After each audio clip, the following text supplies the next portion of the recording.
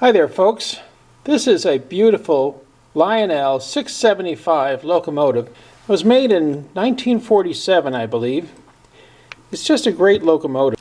The whole engine is rather neglected and dirty, and there are some issues here with lubrication, and I believe it probably needs new brushes as well. So what we're going to do is we're going to take off the cast iron body of the locomotive and expose the motor.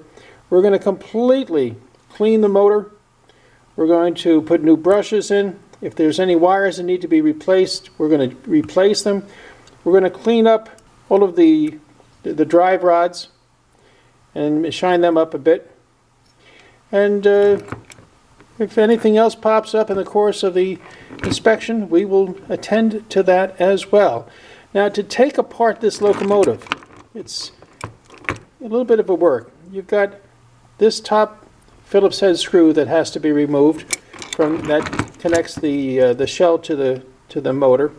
Then there is a transverse screw coming over on the port side of the motor that goes just above the steam chest, and that goes straight across into the front of the motor. That's got to come out. Then you've got to take care of these valve rod screws on both sides and the crosshead guide screw, that's the round head screw that's down in here. So 1, 2 on this side, 3, 4 on that side, 5, and then 6 on top. And once you remove those 6 screws, the shell should come apart from the locomotive. And the steam chest and front end of the locomotive comes off as well, with 2 Phillister screws right down in here. So we're going to take the locomotive completely apart, and let me get on to that, and as we go along I'll show you, and so you can see how to do it yourself. Then we will see what the locomotive presents to us as we get inside.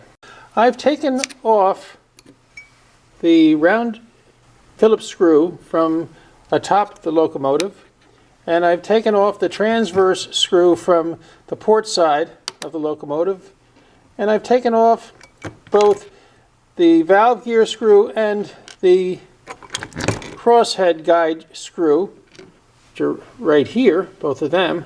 I've done all that on the port side. I'm going to do the same thing on the starboard side of the locomotive to get those 2 screws out. Then I'm going to get rid of the front end of the steam chest as well here, and that should remove the shell from the locomotive. You can see that the boiler front is just clamped on to the boiler casting, and it just pops off if you pull it forward, and the light is on a clip at the front end of the boiler front. Let's take a look and see what condition the motor is in, and as we open that up I'll get back to you. But notice how the brush plate assembly just has these 2 screws. These 2 come off, and then in order to liberate the armature, we've got these 2 screws back here. So what we're going to do is take off the back plate of the armature, we're going to take off the brush plate as well, and then we're going to clean up the commutator, and we're going to lubricate both ends of the armature. The wires look like they're in very good shape, so it's probably not going to be necessary to rewire. But let's open things up even more, and I'll get back to you. As you can see, I've been working a bit on the smoke unit here to get all this crud of unused smoke pellets out of here. I'm going to have to do it in increments to make sure that we all this caked on residue of the smoke tablets disappear. And we're going to have to run the motor for a bit and see what we can do to evaporate as much of this as we possibly can. The problem is that people tend to put too much smoke, liquid or pellets. This is probably old smoke pellets, because this unit was from 1947. But we've got an awful lot of cleaning up to do, and this is just one of many different chores that we're going to have to attend to see if we can get this smoke generator smoking well and to have the locomotive perform beautifully once we put it back together. So I'm going to take care of this one screw here, and then underneath there's a second screw that holds the smoke unit right there onto the cast steam chest area. So let me take those two screws off, and then you'll see how this has fully come apart. Okay, I disconnected the 18-volt bulb from the boiler front. And you can notice that on the front of the boiler, in addition to the 2 jewels which look great, there's a keystone with a number in gold. That shows you that this was a 1947 unit, and it's really quite good. So I'm looking forward to taking it apart, because I think it's going to go back together and then hum along beautifully once it gets on track. Okay folks, let me report how far we've gone so far. I took off the one screw that held together the crosshead and the valve gear assembly that was on both sides, on the starboard and on the port side of the unit. I opened up the brush plate, and this is absolutely disgustingly filthy, and look how worn the brushes are. They are really worn down all the way. Here are the replacement brushes, the 226Es. These are the same brushes that are worn down to their nubs.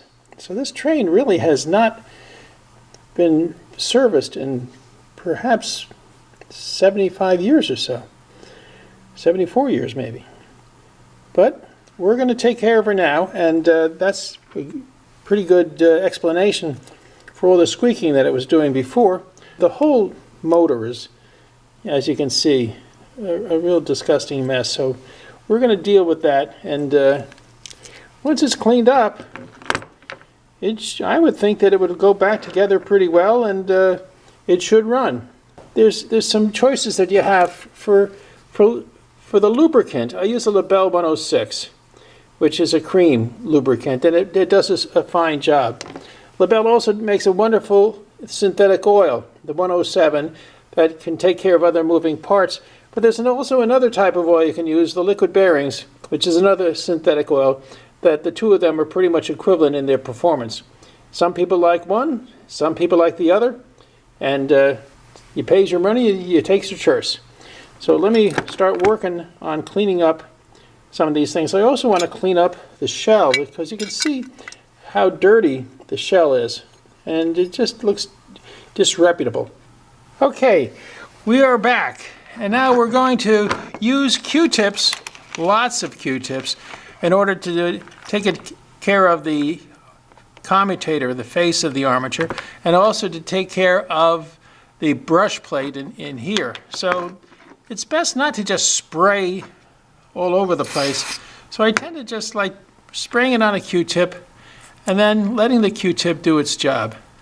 I got to work on the little spring that holds the brushes in place and make sure that they're back in place. I'm going to use these tweezers to bend back the spring so that it's in the middle and that it will hold the brush in place when it goes back into the brush plate, the new brushes. So you can see here now we've got the two springs are centered, the housing for the brushes are all cleaned up a bit.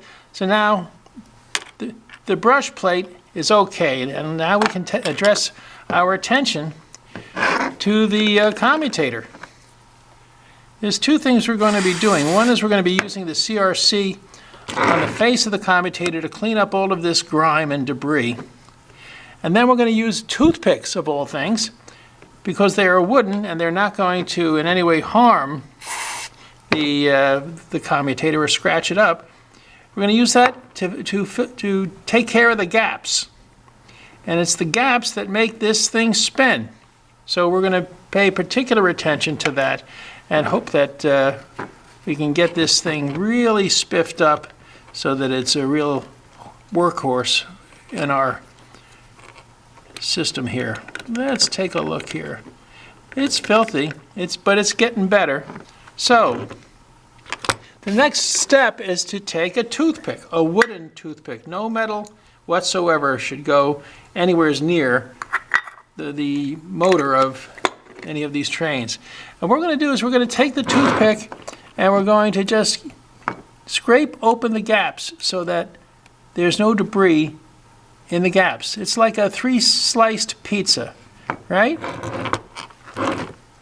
There's 3 gaps that have to be addressed, and we're just putting the toothpick to open up those gaps. Once again, I'm going to show you the difference between an old brush and the new one. The old brush is worn down like somebody bit their nails. This one is almost twice the size, so you can see that this poor thing was on its last legs, and it's a good thing we took it apart.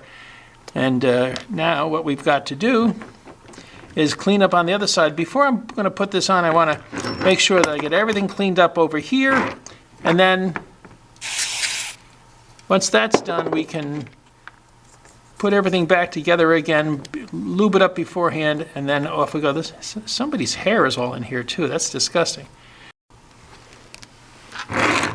Okay, folks, we've got the motor pretty well cleaned up, and we got the old gunky lubricant removed, and now we're going to put some Labelle 106 lubricant back in. It just takes a few dabs here and there in the gears to make sure you get every level of gear, and you don't need a whole lot. I'm going to put a little bit of a lubricant against the armature spindle here and against the armature spindle here, and that's about all we really need, because that'll work in. Yeah, I think that should be pretty much all we need in here. Oh yeah, that is working kind of nicely in there. So I think we're in pretty good shape. Let's put the back plate of the armature back on and line that up so that we can put in the screws correctly. Bear with me a tiny bit, folks, because we got to get these fellas in correctly. And you don't want to over-tighten screws. A lot of people over-tighten screws, strip them, and then wonder why things don't work right. Yeah, you make them snug, and that should be it. And then maintain your unit. Take it apart from time to time and enjoy making it beautiful again. Get rid of the gunk and the dirt. It'll service you perfectly well for a long, long time. Actually, this fella has been doing great for many, many years. Okay, that's the back plate of the armature done. Now let's do the brush plate. Okay, after some wrestling, I used that old method that some folks had told me about. Instead of tape, I took a piece of scrap paper and I put the 2 brushes in the housings on the brush plate, and then pressed the piece of paper down against on the axis of the armature. Pushed the axis through the piece of paper and then just tore the piece of paper away, and there we have it. We have the brush plate back on. It is really a difficult thing to do if you don't come up with some alternate plan, because the spring is just too active. And now we just tighten this up, not too tight, and we'll tighten this up, not too tight, and there you have it. So I just kind of tore this off of the spindle of the armature, and that's how we got the 2 brushes back into place. Now this should sound pretty good now. Yeah, there's no squeaking, there's no resistance, it's nice and gentle and nice and easy. So this is going to work just fine. I'm going to go clean up the shell and the steam chest and the front of the boiler plate, and then see what we have going on here. Because right now, this is fine. I'm going to also clean up with some mothers, clean up the drive rods all the way through, and the valve rods as well. And then once they're cleaned up a bit, and we'll come back and put it all back together again, because this wiring looks good. The smoke generator cleaned up really nicely, and I think we're in fine shape. Okay, we're going to continue now putting together the 675 locomotive, we've taken it all apart, we've cleaned it all inside and out, and we've replaced the brushes. There didn't seem to be anything else that needed to be replaced. We've shined up all of the chrome work, and we've cleaned up the cast iron a bit with a toothbrush and baking soda and vinegar, and that came out pretty nicely. So now it's time to put everything back together, and the way that we're going to do that is first we're going to put the motor back into the shell and put that transverse screw back into place. And that's going to hold things together for a bit. Then we're going to use this crank rod for the smoke generator. We're going to put that in place, which goes here. Remember, it's operated from the port side of the locomotive.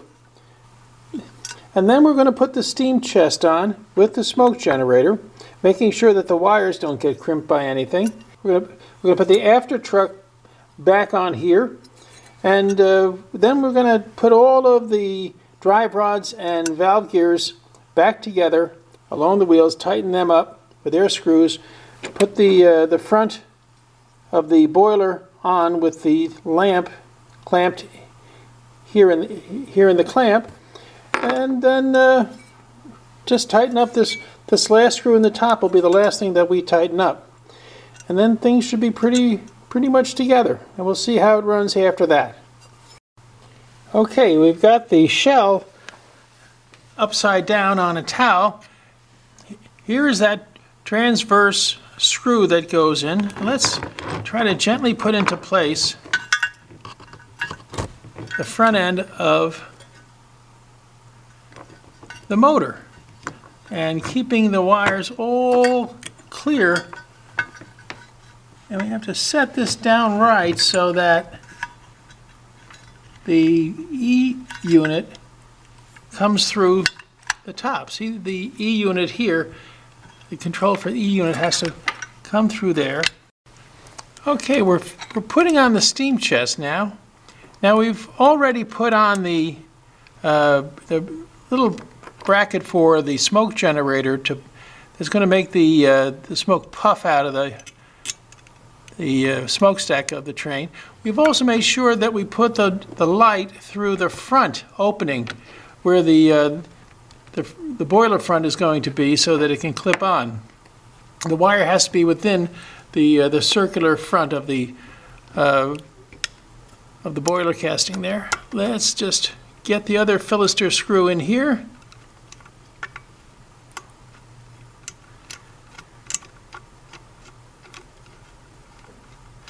And that's fine. Just a little bit more. Okay, don't want to over tighten it. Not over tightening it a bit. That's good. That's good. Okay, now we're going to put the forward truck on. This gets underneath, and then we line up with the opening for the screw, and let's just get the screw stored a little bit. That's good. And there we go. I still have some crud from cleaning off the residue of all those smoke pellets from the stack. Okay, so now the pilot truck is on. That's good. Now this goes this way, bulb side up, and let's put this on now. And the boiler front is now, there we go, on. Very good. All right, so far we've got most of the machine back together again, except for all of the valve and drive rods. I want to get the rear truck in place. I'm going to put this through here and down and line up these two holes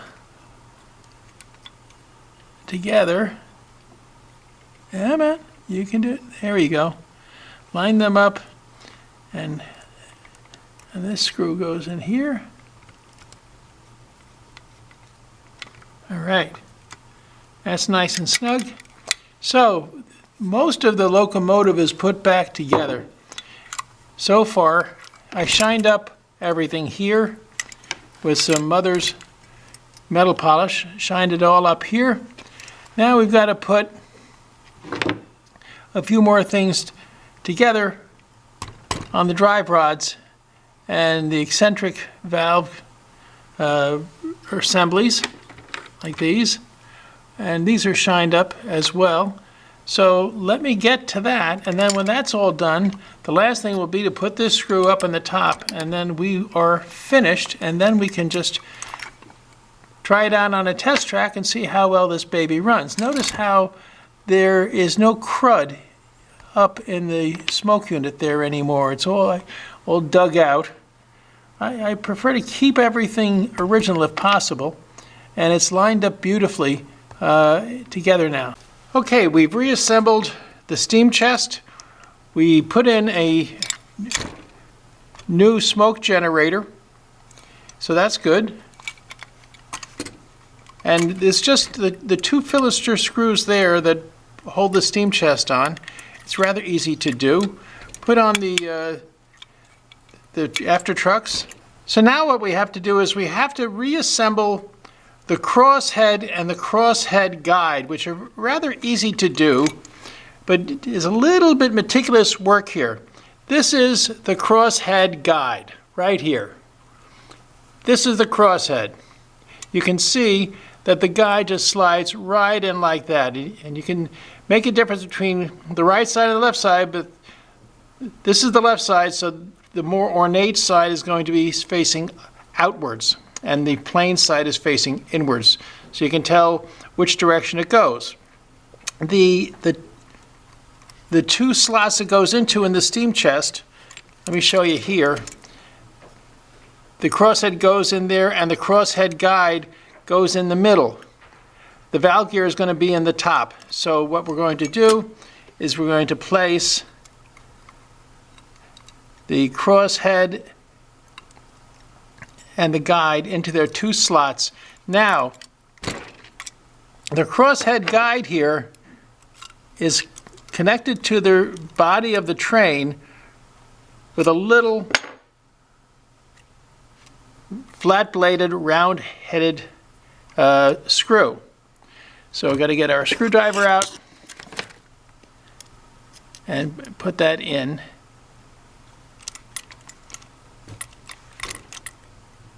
And if we can just line it up, that'll be a lot better than trying to do things in a different way. All right, so that's gonna pretty much go right in there. And we just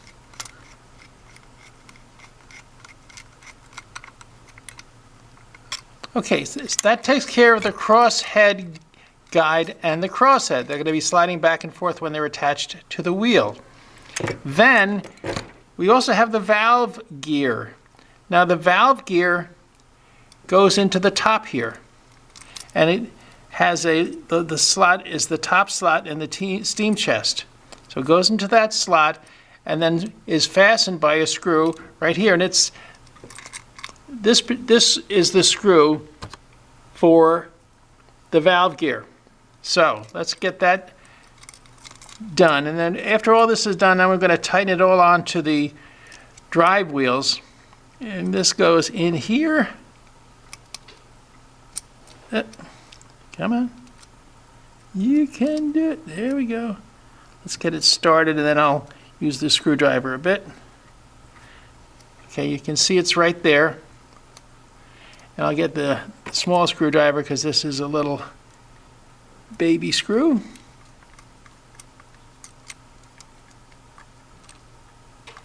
There. So now the valve gear is in its slot. The crosshead and the crosshead guides are in their slot. Now we have to put the whole thing together. There's a spacer that goes in between the valve gear and the crosshead guides that line up on the drive wheel. And then with these all together, we can then connect them to here. And using this screw to connect them all together. And that just goes in here. And then that's a flat bladed screw.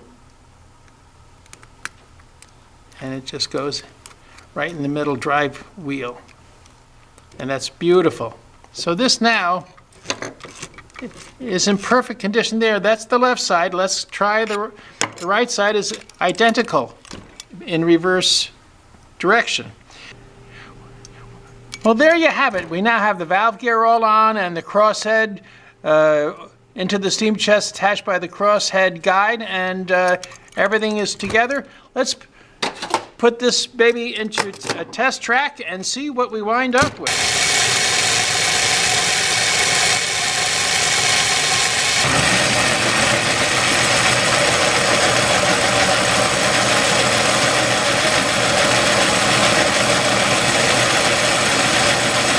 We have completed our job successfully. We now have a beautifully renovated 675 Lionel locomotive from 1947. It is a beautiful locomotive. It is near indestructible. It will give you many more years of beautiful service, perhaps many more generations of beautiful service. And so I hope you enjoyed this video and that you'll take a chance of your own to make sure you can restore your 675 to working order and generations of enjoyment. Thanks for watching. Now.